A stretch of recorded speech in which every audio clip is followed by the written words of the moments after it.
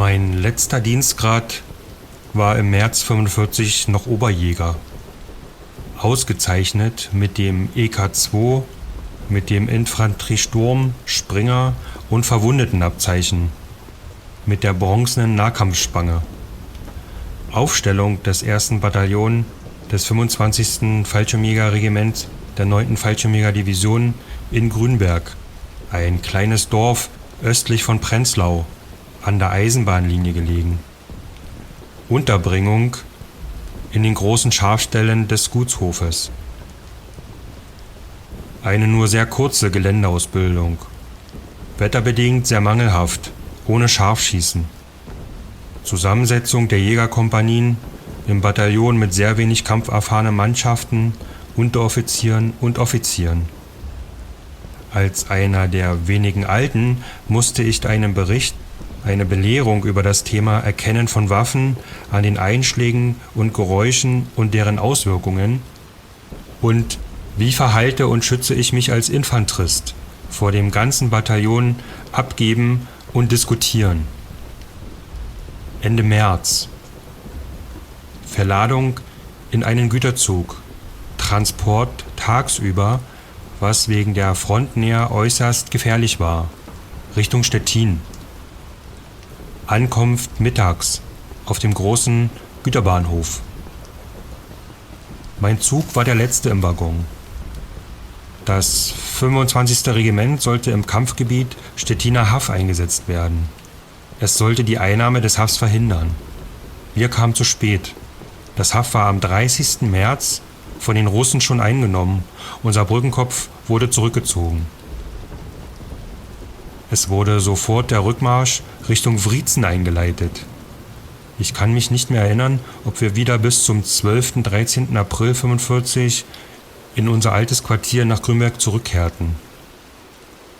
Übrigens, neben unserem Transportzug stand auch ein Verpflegungszug der Waffen-SS, von dessen Bewachungssoldaten wir hinten vor unserer Rückfahrt listig einige Überraschung erbeuteten. Irgendwo auf der Bahnlinie hat der Transportzug sich dann bei strahlendem Frühlingswetter in einem überschatteten Wald versteckt. Wir verharrten hier bis zur Dunkelheit. Das geschah alles wegen der Nähe der Front und wegen der ständigen Flugüberwachung durch Tiefflieger. In den Abendstunden Weiterfahrt und dann Ausladung der Einheit im Raum Wriezen, Oderbruch, Ort Letschin oder Zechin. Das geschah vor dem 13. April. Am 14. April vormittags wurde ich zum Feldwebel befördert. Nur gab es im Frontgebiet aber keine Möglichkeit, den Uniformrock zu ändern. 3 Schwingen im Kragenspiegel, Schulterklappen mit geschlossener Silberlitze, mit Sternaufsatz. Am 14. April feierte mein Regimentskommandeur Schacht mit einigen Fallschirmjägeroffizieren, einem SS-Offizier und einigen verdienten Protopeeträgern die Beförderung des Stabsarztes, zu welcher Feier ich auch eingeladen war. Ich habe dann während dieser Orgie ständig Klavier spielen müssen. Ort: ein Einfamilienhaus außerhalb des Ortes. Die Feier endete in einer Auseinandersetzung zwischen den Offizieren. Die Pistolentaschen lagen geöffnet auf dem Tisch. Ununterbrochen musste ich in der roten Laterne von St. Pauli spielen. Es war bei allen Soldaten die Vorahnung des bevorstehenden Angriffs der Russen. Es war das Vorbereiten auf den Tod. Unausweichend stündlich auf den Angriff warten, das reizte und erregte insbesondere die Dienstgrade, die mehr von den Vorbereitungen im Kampfgebiet wussten. Das war auch die Ursache des Verlaufs dieser Feier. Sie endete mit einer brutalen Auseinandersetzung, bei welcher dann die Unbeteiligten derart misshandelt wurden, dass der Arzt mit wiederholten Injektionen eine Wiederbelebung einleiten musste. Ich habe meinen Kompanieführer in sein Quartier tragen müssen. Am folgenden Morgen hat mein Kompanieführer mich mit meiner Mannschaft in ein unbesetztes Gebiet geführt, nach vorn in die eigentliche Hauptkampflinie. Es war der 15. April. Dort war ein ausgehobener Schützengraben von ca. 1000 bis 1100 Meter Länge, unbesetzt. Die dort gelegene Einheit war irgendwann in eine zweite Stellung nach hinten verlegt worden. Warum? Ich kannte keinen Grund. Mein Befehl lautete, ununterbrochen auf die vor uns 60 bis 100 Meter hinter dem Wall vermuteten Russen zu schießen. Die Russen wurden schon diesseits der Oder in ihrem Brückenkopf vermutet. Wir lagen im Oderbruch vor der alten Oder, einige Kilometer hinter uns Letschin. Der Schützengraben war teils knietief mit Wasser gefüllt. 14 Mann verteilt auf die gesamte HKL-Länge. Dauernd kreiste eine Nähmaschine knatternd über uns. Wir wurden beobachtet. Die Russen sollten den Eindruck haben, dass die Hauptkampflinie normal mit allem Drum und Dran besetzt ist. Unser Rückzug war erst bei Dunkelheit erlaubt. Mir wurde nun klar, dass wir verheizt werden sollten. Zweimal sahen wir rechts von uns, in geringer Höhe, unter 1000 Meter, den Huckepack, richtungsweisend längs der B1 auf Küstrin zufliegen, um dann wohl weiterführend auf die Transportstraße, die von den Russen herangeführten Truppen und Waffen für den Großangriff bestimmt waren, zu zerstören. Kurz darauf erfolgte eine gewaltige Detonation. Huckepack, das ist die Bezeichnung einer Ju-88, welche im vorderen Rumpfteil mit einer schweren Bombenlast beladen ist. Eine 3-Punkt gelagerte Me-109 sitzt oben auf und wird von einem Piloten geflogen, gesteuert. Alle 3 Motoren laufen. Nach Erreichen des Zielgebietes wird die Ju-88 ausgeklinkt, die Ju fliegt das Ziel an und explodiert. Die Me-109 versucht aus dem Gebiet zu entkommen. Am späten Nachmittag haben die Russen versucht, uns zu überlisten. In einer bis zur alten Oder reichenden Obstplantage, also von uns fast 200 Meter weit entfernt nach vorn, robbten ca. 30 bis 40 russische Infanteristen auf uns zu. Das geschah vor dem rechten Flügel meines Frontabschnitts. Ich war ganz links und sicherte allein die offene Flanke. Ich wurde dann geholt und habe durch Schießverbot erreicht, dass die Russen, die sich unbeobachtet fühlten, immer näher kamen. Auf ca. 50 Meter Entfernung haben wir dann auf meinen Befehl mit allen unseren Maschinenwaffen das Feuer eröffnet. Es ist keiner der Russen entkommen, denn die Obstbaumstämme waren zu dünn, um einen absoluten Schutz zu gewähren. Danach erfolgte kein weiterer Angriff, ja überhaupt keine Reaktion. In den Abendstunden haben wir versucht, einen Rückweg zu finden. Westen war die Richtung, dort wo kein Feuer brannte, wo keine Salve zu hören und auch keine Einschläge zu sehen waren. Dort, wo der Horizont schwarz war, da gehen wir auf der sicheren Seite. Das heißt aber auch, einen Weg über Gräben, Äcker und so weiter finden. Wir waren ja am Oderbruch. Meter um Meter gingen wir, im Zickzack, alle Hindernisse umlaufend. Die Bodenbeschaffenheit machte uns den Rückweg schwer, immer nur den Blick nach den schwarzen Westen gerichtet. Dann kam auch spät in der Nacht das Bombardement. Die Erde bebte vor uns, hinter uns. Einfach Deckung suchend, so klebten wir in irgendeiner Vertiefung, Pfütze, Graben, abwartend, was alles noch geschehen soll. Es war so, als ob die Welt untergeht. Das war der 16. April 45, früh, weit vor Sonnenaufgang. Es wurde neblig, dunkel von den Rauchschwaden. Links brannte in 500 Meter Entfernung Häuser, lichterloh. Also war dort ein Dorf. Aber schemenhaft erkannten wir mehrere Panzer, deren Umrisse sich von den Flammenmeer abzeichneten. Wir waren mitten im Großangriff auf Berlin. Wir hatten auch die gleiche Richtung, nur war das uns umgebende Gelände nicht für einen Panzerangriff geeignet. Auf unserer Route blieb jeder Panzer im Morast stecken. Wo keine Panzer angreifen, dort ist keine Infanterie. Wo keine Infanterie ist, sind keine Panzer. Wir erreichten im Morgengrauen unsere Einheit. Von meinen Fallschirmjägern war keiner verwundet. Ich hatte sie alle sicher aus diesem Himmelfahrtskommando Hauptkampflinie nach hinten herausgeführt. Meine Rückmeldung setzte auch meinen Kommandeur ins Erstaunen. Sofort wurden wir in die neu gebildete HKL, die auf einer Anhöhe lag, eingegliedert. Ich kann mich auf die vor uns steil abfallende Böschung erinnern. Auf der Böschung Buschwerk, kleine Nadelbäume. Diese HKL war gerade eben besetzt. Da sollte sie sofort wieder aufgelöst werden und das Regiment auf eine neue Auffangstellung hinten verlegt werden. Der Rückweg führte uns über eine nach hinten weit offene Fläche, welche unter einer Sperrfeuerwalze lag. Das Sperrfeuer wurde von einer Nähmaschine beobachtet und gelenkt. Später erkannten wir, dass der Russe mit der Pak auch auf die zurückflutenden Menschenknäuel geschossen hat. Auch war das Sperrfeuer durch Schrapnells zu einem Todesmarsch für das sich absetzende Regiment geworden. Auf der Anhöhe eine Bastion mit einer total getarnten 8-8-Batterie. Im weiteren Vorfeld erkannte man eine sich formierende größere Panzereinheit.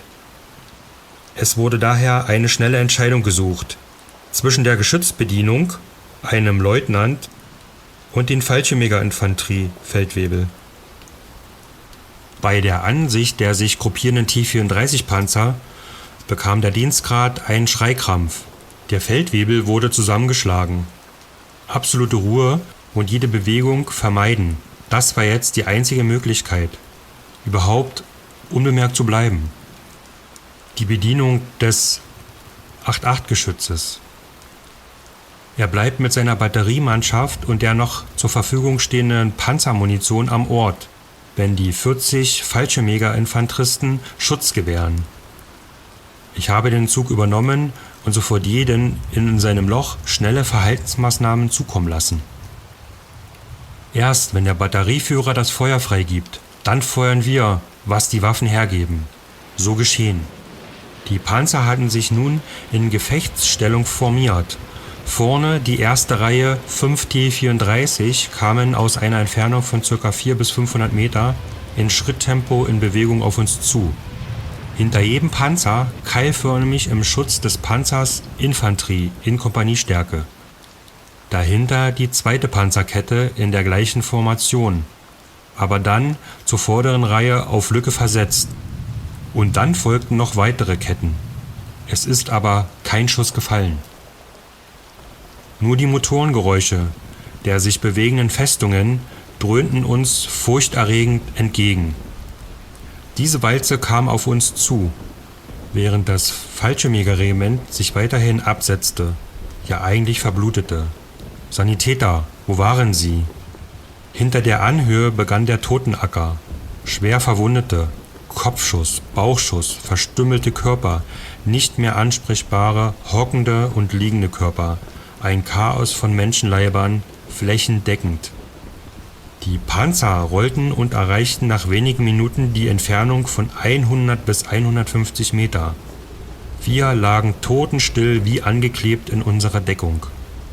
Wir starrten, dort wo die Sicht es möglich machte, mit großer Anspannung auf das Vorfeld. Dann brach die Hölle los. Der Batterieführer gab den Schießbefehl.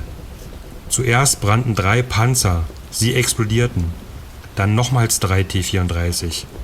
Zugleich haben wir Fallschirmjäger aus allen Läufen geschossen. Was sich im Vorfeld abspielte, war ein Chaos. Wir lagen in voller Deckung. Die russische Infanterie in der Dichte der Formation hinter jedem Panzer war unserem Beschuss ausgeliefert, welcher ja, ich glaube, mit 6 MG-42 eingeleitet wurde. Die Russen zogen sich total zurück.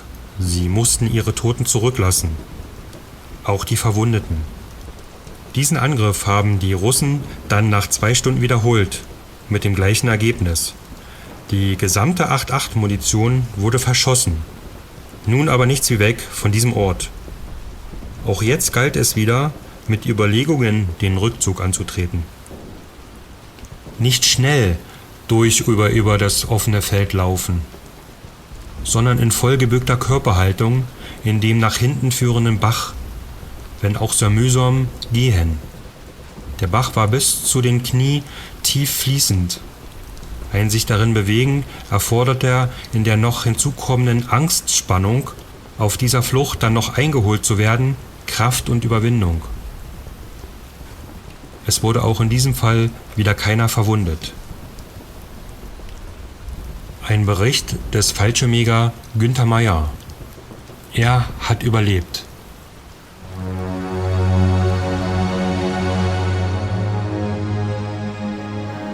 »15.000 Abonnenten-Special, heute ist es endlich da. Wir haben bei jeder wichtigen Marke immer überlegt, wir müssen mal auch so ein Special machen, wie man das so macht als YouTube-Kanal, wenn man eine wichtige Abonnentenzahl erreicht hat. Aber irgendwie haben wir das nie hinbekommen, weil dann waren wir schon wieder 1000 Abonnenten drüber und sind immer aus diesem Rhythmus rausgefallen. Jetzt ist es endlich da, sind wir super froh. Vor allem, weil uns auch der Fallschirmjäger hier bei diesem Video heute geholfen hat. War natürlich immer die Überlegung, was macht man als Special? Kann man ja immer sinnvolle Sachen machen oder sinnfreie Sachen machen. Wir haben uns heute mal unsere, wir nennen es mal Atmosphärenvideo vorgestellt. Ich habe das auch schon in den letzten Kommentaren oft gelesen, dass dann Leute gedacht hatten, das sind so Sequenzen aus Computerspielen, Medal of Honor und so weiter, was da gefallen ist. Und deswegen will ich das nochmal kurz erklären, diese Atmosphärenvideo, was wir heute hier hatten und als Grundlage für dieses Video, das ist selbst gemacht. Das ist komplett selbst erstellt, das ist animiert selber, da sind die ganzen Effekte sind selber eingebaut. Dieses ganze atmosphärische Wetter ist selbst eingebaut, diese Details auf dem Schlachtfeld, das ist alles selbst animiert und selbst choreografiert. Die Grundlage ist eigentlich immer ein Foto, was wir hier auf dem originalen Schlachtfeld vor den Seeler Höhen schießen. Wir blenden das mal ein. Dann ist da unser Spezialist, der Ronny Stremann, der das umsetzt als Videograf, als 3D-Animator. Und ihr müsst euch da so vorstellen, wir sitzen da als Team dran. Jemand, der das vorgibt, wie das Bild aussehen muss, was interessant ist, wie das fachlich richtig ist. Und dann ist immer noch die zweite Person, die das dann fachlich umsetzt, so dass es richtig toll aussieht und wie das Ergebnis heute in unserem Video ist. Die Bilder, die ihr hier im Hintergrund immer seht, das sind also immer Sequenzen oder Teilbilder aus dieser Szenerie, die wir hier zusammengestellt haben, damit man mal die verschiedenen Schritte sieht, wie so ein Entwicklungsprozess ist. Also alleine nur dieses Bild, dieses Momentes von diesem Schlachtfeld, das ist auch vom Aufwand unvorstellbar hoch. Das hätte ich mir nicht gedacht, dass es so ein Aufwand ist. Aber ich finde es total klasse. Sieht richtig gut aus und es schafft die Atmosphäre so ein bisschen einzufangen, besonders für so ein Video.